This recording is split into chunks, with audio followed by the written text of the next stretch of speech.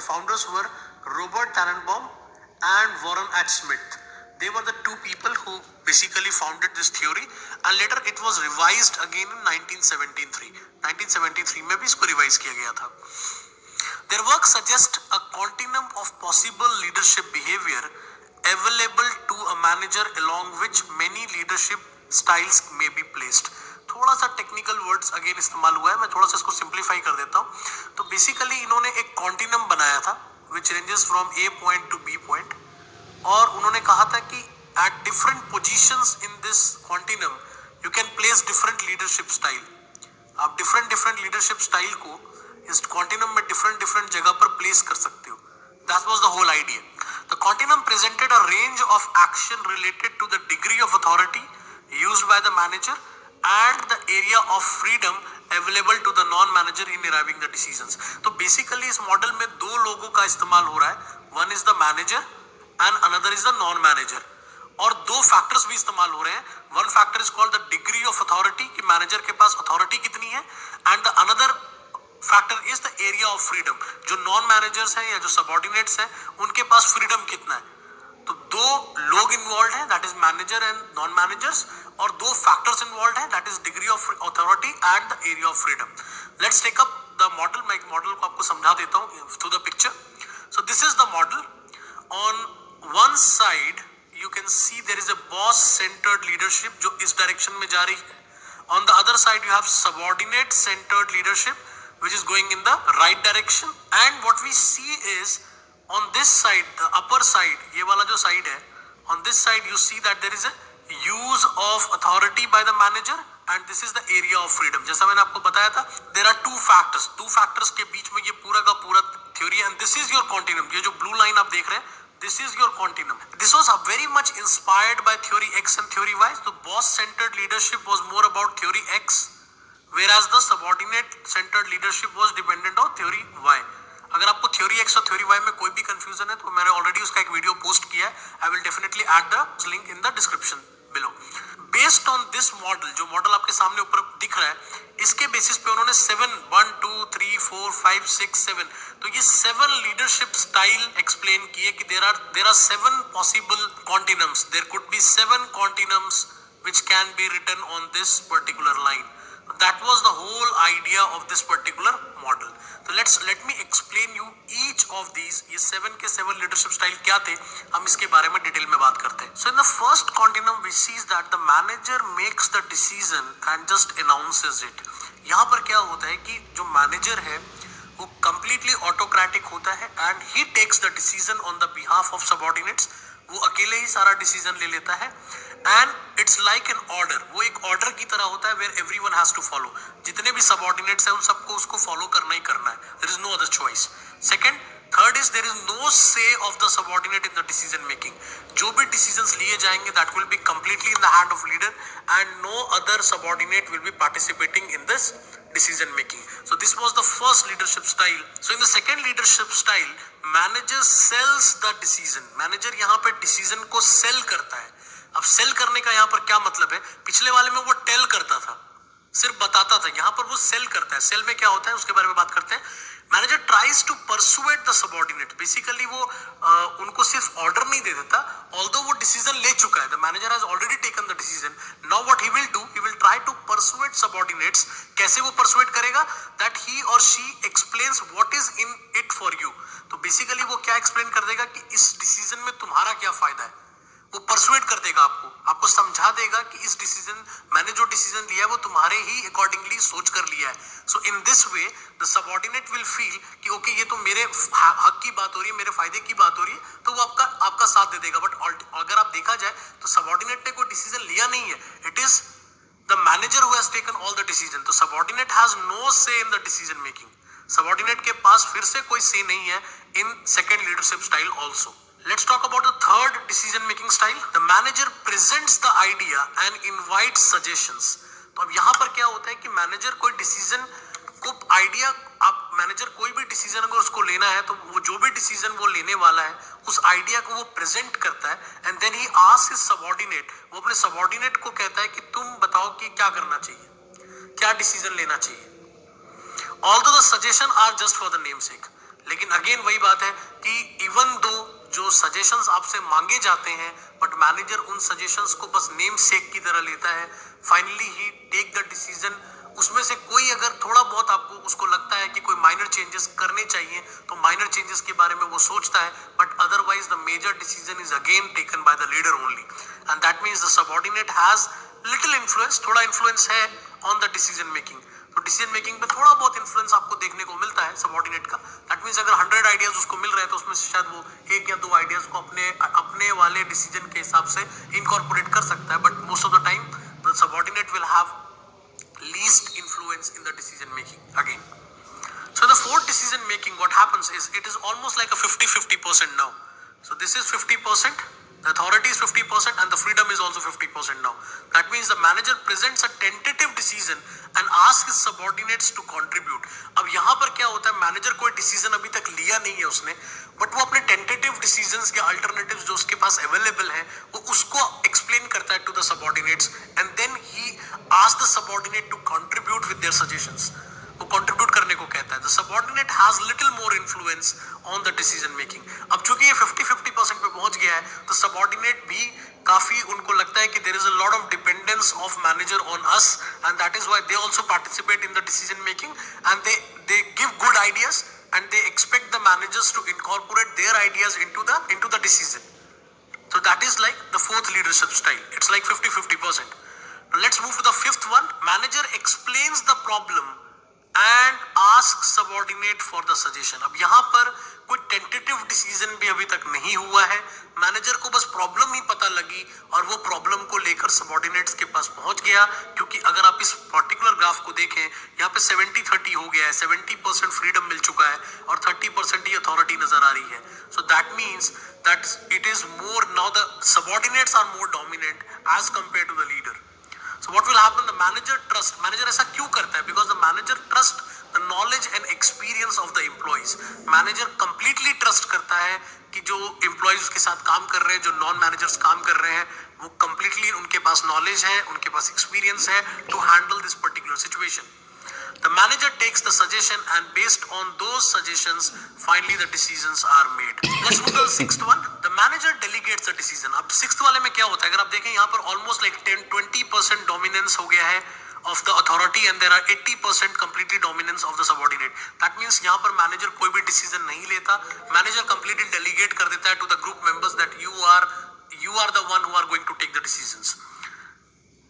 The manager defines the limit. लेकिन एक चीज जो यहाँ पर इंपॉर्टेंट है, सिर्फ 20% अथॉरिटी अभी भी एग्जिस्ट करती है, तो वहां पर क्या होता है कि वो एक लिमिट सेट कर देता है। He sets a limit in front of subordinates कि इतने लिमिट के अंदर ही आप डिसीजन को ले सकते हो, इससे बाहर आप जाकर कोई डिसीजन नहीं ले सकते। तो लिमिट्स जो है वो मैनेजर सेट डाउन करता है। And the decision is like a joint effort, और डिसीजन जो होता है वो फाइनली एक जॉइंट एफर्ट होता है by the manager and the subordinates, but limits set होती हैं। And the final leadership style जो लास्ट वन है, which is like a perfect, the other continuum पे आप पहुंच चुके हैं। We have almost reached to the last side of the graph, and what happens in this leadership style, the group makes decision on the behalf of leader.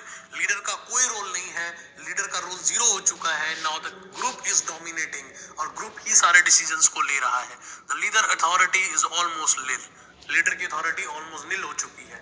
An extreme end of the group freedom, और ये एक आप ऐसे level पे पहुंच चुके हैं जो ग्रुप काम कर रहा है आपके साथ, जो सबऑर्डिनेट्स काम कर रहे हैं, उनके पास कंप्लीट फ्रीडम है कि वो सारे डिसीजन खुद से लेंगे। It is a complete laissez-faire style. तो these are the 7 leadership styles on the based on the continuum. The continuum हमें पता था, उसमें 7 लीडरशिप स्टाइल्स प्रपोज किए गए, बट अब इन 7 में से कौन सा लीडरशिप स्टाइल हमें चूज करना चाहिए, वो कैसे डिसाइड होगा? According to Tannenbaum and Schmidt, one has the choice to make the leadership style. Obviously leadership style उसको कैसा चूज करना है वो उसके पास चॉइस है, but this choice depends upon 3 factors. तो what are these 3 factors? First, forces in the manager, second, forces in the subordinate, and third, forces in the situation. Forces क्या है यहाँ पर मैं समझा देता हूँ। कुछ ऐसी चीजें होती हैं जो मैनेजर के कंट्रोल में है, कुछ ऐसी चीजें हैं जो सबऑर्डिनेट के कंट्रोल में है, और कुछ ऐसी चीजें जो सिचुएशन के कंट्रोल में है। तो based on all these 3 things, इन तीनों के हिसाब से ही आप उन 7 में से कोई एक लीडरशिप स्टाइल को चूज करेंगे, या फिर आप उनमें स्विच भी कर सकते हैं, क्योंकि एक assumption इसका ये भी था कि आप 7 में आप स्विच भी कर सकते हो, आप 1 से शुरू करके 2 में जा सकते हो, 2 से 4 में जा सकते हो, 4 से 7 में जा सकते हो, to time and decision to decision आप मूव भी कर सकते हो। So let's talk about the forces of manager। अब मैनेजर के फोर्सेस क्या क्या हैं? First, what is the value system of manager? Manager का खुद का वैल्यू सिस्टम कैसा है? What kind of leadership behaviour, leadership style in which he believes in, और वो किस तरह के ऑर्गेनाइजेशन में पहले काम कर चुका है, या वो कंप्लीटली उसका जो राइट फ्रॉम हिज बिगिनिंग वो किस तरह के स्कूलिंग में रहा, किस तरह के पेरेंट्स में रहा, किस तरह के एनवायरनमेंट में अब तक काम कर रहा है। ये सारी चीजें काफी मैटर करती हैं, बिकॉज इसी के बेस पे लीडर अपना लीडरशिप स्टाइल को चूज करता है। Then the second one is the confidence in subordinates, कि लीडर को सबऑर्डिनेट्स में कितना कॉन्फिडेंस है। ऑब्वियसली अगर आपका कॉन्फिडेंस सबऑर्डिनेट्स में ज्यादा होगा तो आप उनको डेलीगेट करोगे and you will expect them to take decision on your behalf. But if you believe that your subordinates are not capable enough, they don't have knowledge, they don't have experience, तो obviously आपको खुद ही उनका decision लेना पड़ेगा और authority वाला Quantinuum बड़ा हो जाएगा।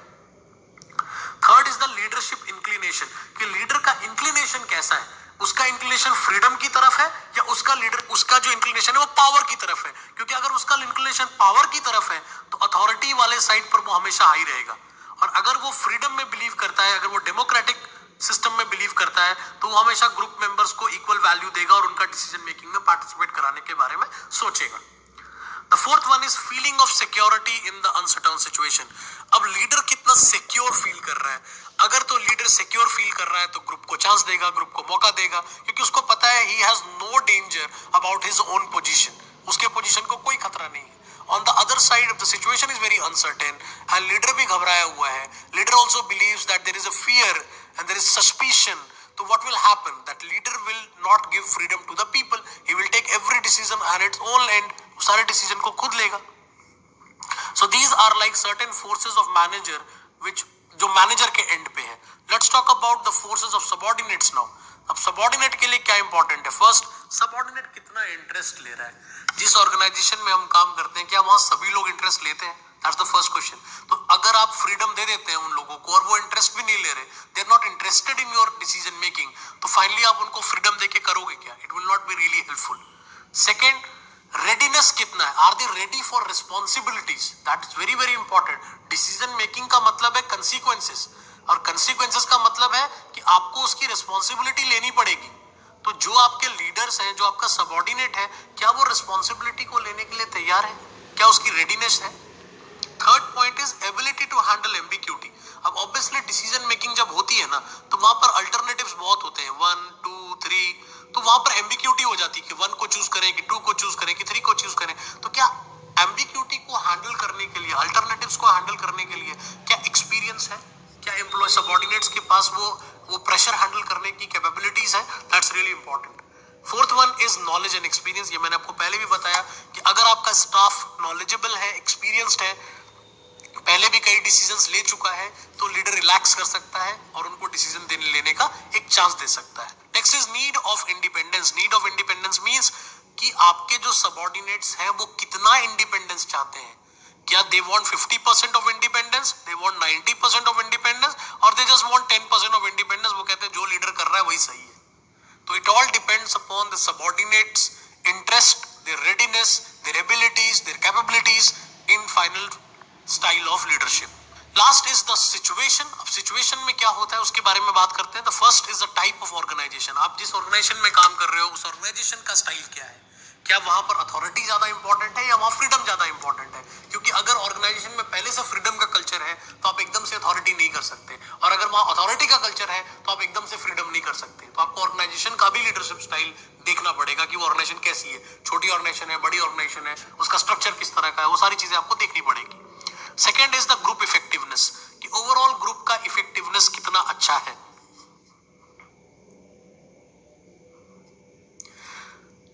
ग्रुप इफेक्टिवनेस इज अब अगेन सिचुएशन पे बेस्ड है, क्योंकि हर समय आप डिफरेंट ग्रुप मेंबर्स के साथ काम कर रहे हो। एक ऑर्गेनाइजेशन में डिफरेंट डिपार्टमेंट्स हैं, उनमें अलग अलग ऑर्गेनाइजेशन के लोग काम कर रहे हैं, तो हर डिपार्टमेंट के लोगों का इफेक्टिवनेस सेम नहीं हो सकता। तो सिचुएशन को देखना पड़ेगा कि जिस ग्रुप के साथ आप काम कर रहे हो उनकी इफेक्टिवनेस कितनी है। अगर उनकी इफेक्टिवनेस हाई है तो उनको फ्रीडम दो, और अगर उनकी इफेक्टिवनेस लो है तो आप अथॉरिटी रखो। तो ये सारी चीजें आपको देखनी पड़ेगी, सिचुएशन के ऊपर डिपेंड करेगा।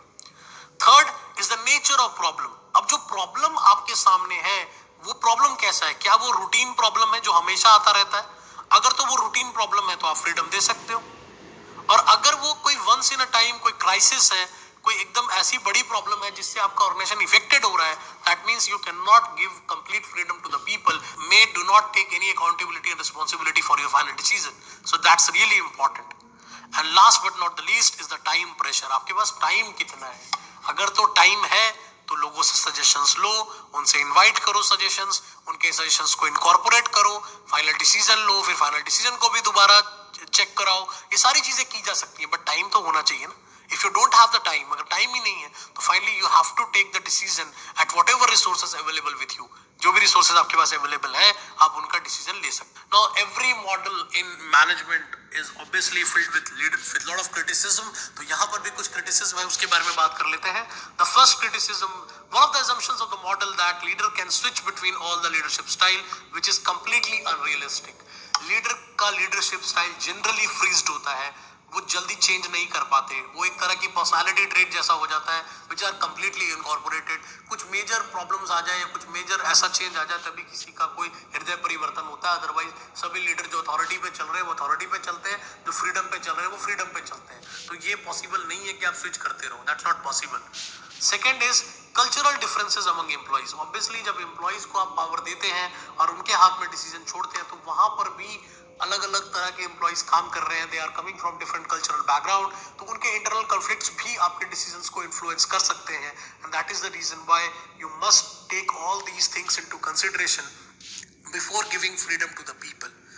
So this was all about the continuum theory of leadership. I hope you understand.